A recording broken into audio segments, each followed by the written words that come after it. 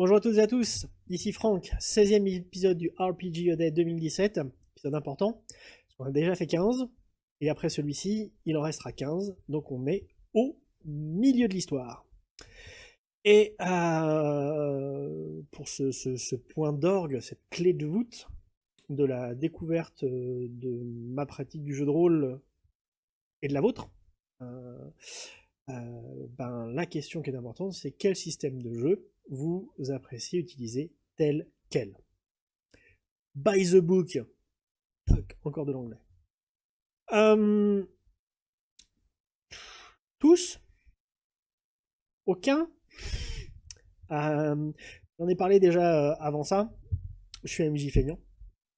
Et les systèmes que j'aime maîtriser, c'est les systèmes qui ont une cohérence suffisante pour qu'en cours de partie, je puisse improviser une règle sur le pouce sans que les joueurs se rendent compte que j'improvise une règle sur le pouce.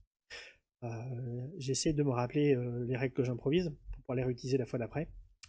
Souvent, quand elles avantagent les joueurs, ils s'en rappellent, donc ça c'est bien aussi. C'est toujours pratique. Mais je suis pas un bidouilleur de système, à part des improvisations, parce que je pense que il est plus important de faire avancer le scénario que de se plonger dans un livre de règles. Je suis pas du genre à aller bidouiller et se dire tiens, je vais prendre le système de combat d'un tel, mais je vais rajouter les règles de voyage de là et le truc d'ici, et je vais me faire ma tambouille pour. C'est trop de travail. Trop de travail. Non, les gens qui ont créé un système de jeu l'ont fait pour une bonne raison. À moins qu'une règle nous paraisse vraiment absurde en cours de partie et qu'on se dise elle est mieux si on la change, je ne bidouille pas.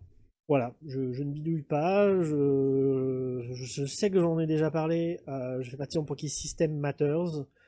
J'ai tendance, comme je dis, jouer à des systèmes de jeu qui sont cohérents dans l'ensemble, ce qui me plaise le plus, et qui ont une. Comment je peux dire ça? Une logique avec le jeu que je fais jouer. Ça implique que si j'ai une bonne corrélation entre l'histoire, les personnages et le système, il n'y a pas grand chose à faire, quoi. Ça roule tout seul, à part un petit truc à droite et à gauche de temps en temps. Mais voilà, pour moi, les jeux de rôle auxquels je ne touche jamais, voilà. Celui que j'ai probablement le plus fait jouer sans toucher vraiment à zéro truc, c'est DD4.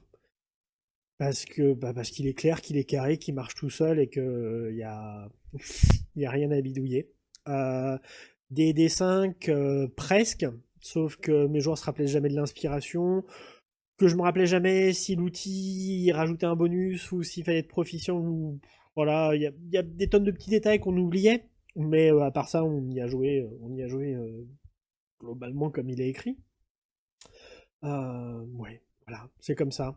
Euh, et il y a aussi le danger, à force de jouer un jeu et de dériver, c'est de penser qu'on joue au jeu tel qu'il a été écrit, et en fait d'y jouer tel qu'on s'en rappelle.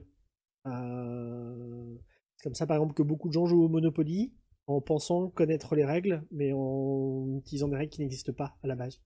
Une sorte de image d'épinal du système voilà, de certains jeux, et on pense tous qu'il faut jouer comme ça, et en fait, ça ne l'est pas. Pourtant, j'ai envie de dire, c'est que tout le monde s'amuse autour de la table, et qu'on soit tous d'accord sur le système tel qu'il est utilisé. Le reste, c'est du blabla. Voilà. Sur ce, bonne lecture, bon jeu, et à demain!